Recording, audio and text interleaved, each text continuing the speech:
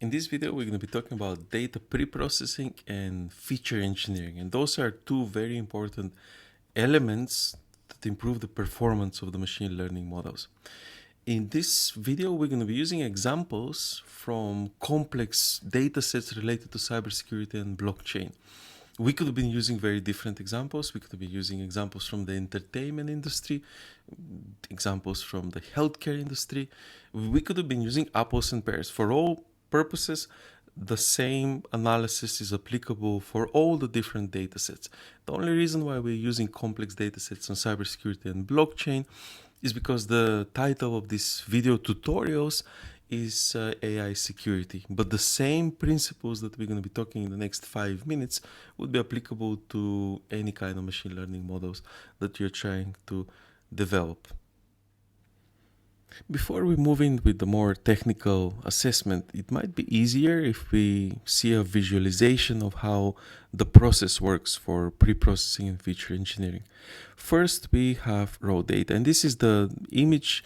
This image represents the entirety of the process. We're going to go through each step in the video, and in 5 minutes, hopefully, we're going to cover all those things. I keep saying 5 minutes. The video ends up being 10 minutes. It's difficult to know how long it's going to take me, but it's going to be between 5 and 10 minutes. So if you can keep up in the next 5 to 10 minutes, if you can keep your attention, then you would be able to explain and to understand what is the most important part of machine learning, developing machine learning models, which is pre-processing the data and feature engineering. How it works is that you would get raw data in a file, and there are 4 steps that you need to perform. First is data clearing, data transformation, handling of the missing data, and data reduction. Those are the 4 steps that would transition raw data into the stage that is ready for feature extraction. And in the feature extraction, there are 2 specific technical aspects that we need to perform: feature selection and feature construction. And then we can call that processed data for the model. Now, before this gets very technical, and before you lose the willingness to leave and your attention starts drifting towards your lunch, remember that you need to subscribe. If you're interested in this kind of videos, educational videos, if you subscribe and if you keep press like, I'm going to keep doing them, because YouTube would pay me £3 for each video that would reach, let's say, 1,000 viewers. Otherwise, they won't pay me anything. Now, let's start with the technical assessment of this. This is going to get a little bit technical, but nothing too scary. Starting with raw data. So the first step is that we get a set of raw data. You need to pre-process that, and the 2 sections that we call pre-processing and feature engineering basically involves multiple steps that you need to perform. And one is that you start with the pre-processing strategies, and that is first one is the data clearing. For data clearing, there are 2 steps. So first step is that you need to handle the missing data. So there is some data that you have data sets, and then there's a missing element, and then the data continues. So what do you do with this missing data? You need to employ techniques such as imputation, where the missing values are replaced with statistical estimates. Those could be mean, median, the mode, or you could use model-based methods, where the predictions of the missing values are made using other types of data points. Now that is the first step that you need to do. The second step that you need to do is for data clearing and normalization is you need to normalize and standardize the data. And here you need to use scale numerical data so that it fits with a specific scale, like 0 to 1, or you need to standardize it to have a mean of 0 and a standard deviation of 1. This is crucial for the model sensitivity to the scale of the data, like neural networks, for example. Then the second step is the data transformation. And here, there are also 2 different steps that we need to perform. First one is feature scaling. For the feature scaling, for algorithms like SVMs or KNN, key nearest neighbor, those are distance-based algorithms, and it's essential that you ensure that one feature doesn't dominate the others. That's the first step that we need to perform. The second step is the dimensionality reductions. So we need to reduce the dimensionality. For this, we can apply techniques like PCA, which stands for Principal Component Analysis, or TSNE, for nonlinear dimensionality reduction, which can be instrumental in this, especially if it's reducing the complexity of data and if you're trying to avoid overfitting. Now, for handling of the categorical data, of the missing data, you can apply encoding techniques like one-hot encoding, label encoding, or you could even apply more advanced techniques like embedding layers, which is particularly useful in deep learning.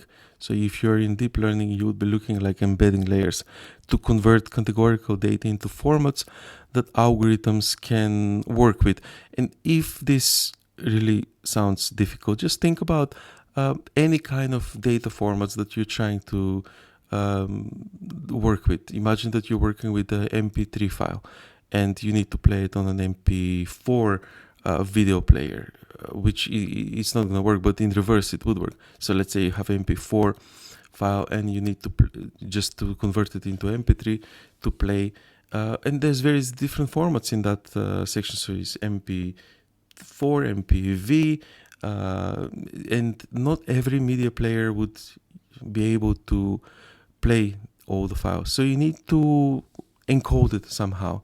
And then it's not the same, but it's very much related. So you're handling missing data, you need to encode those missing elements with some kind of an encoding technique like one-hot encoding or label encoding. Then it's the feature engineering strategies that we need to look into. But before, there's also the data reduction step. For the data reduction, here we can think of a different example. One example that usually we use in education is the body mass index.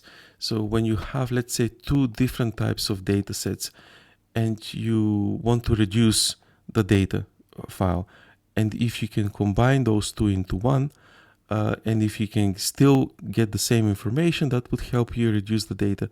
And the example that we use is usually the body mass index, because it contains your weight and your height.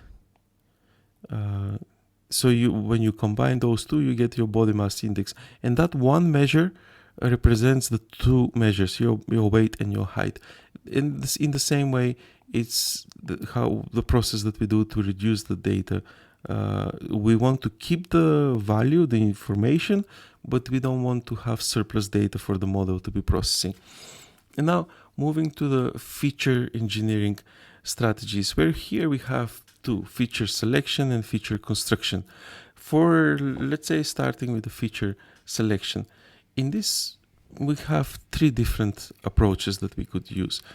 The first one is the filter method, when we can use statistical tests to select features with the strongest relationship to the output value. So that's the filter method. Second is the wrapper method, where we can use algorithms like recursive feature elimination that consider the performance of a given model to the select feature. And third is the embedded method, where algorithms with built-in features like selection steps like lasso and ridge regression can be quite useful for confirming that step number 3. For the second step, feature construction, here usually we have two different steps that we need to perform. The first one is that we need to have feature creation based on domain-specific features.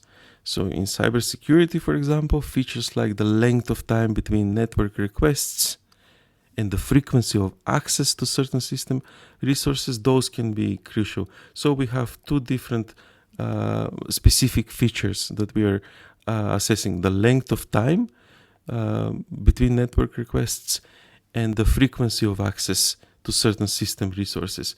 And by looking at those two, we can construct a feature. A second step is that we need to look at the interaction features. So here we're creating features that capture the interaction between two or more variables. For example, in blockchain analysis, we need to combine the transaction amount and the time, and this could give us a valuable feature, the amount and the time that it was conducted. So if there's, let's say, multiple transactions all conducted in a very short period of time, then clearly that could be a fraudulent transaction. Or if the amount is X amount of billions, that's clearly an interesting transaction. If the amount is £1, it's not really that important. Even if you have 100 transactions times £1, it's not going to be a significant risk. So for the feature construction, we'll be looking at, let's say, a specific volume of 1 million or at least 10,000, or a large volume that somebody who's trying to launder money is doing, and the frequency of how often is that. Not many people have 1 million to transfer every day. And by just doing those two simple feature constructions, we would be able to develop a machine learning model that is going to analyze the blockchain and detect digital addresses that they are used for money laundering. And moving on from the feature selection and feature construction, there are a few more things that we need to consider before we can call this data set process data. And one is the temporal and the sequential feature engineering, which in cybersecurity and blockchain, this is crucial because it's a time-based feature. When you're extracting features from timestamps, like the hour of the day, day of the week, time since the last event, this can be quite useful in time series data. And since in blockchain, this is possible.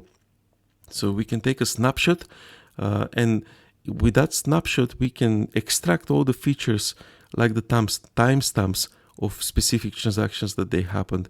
And you cannot erase those. So on the blockchain, all the transactions are recorded and they stay there forever.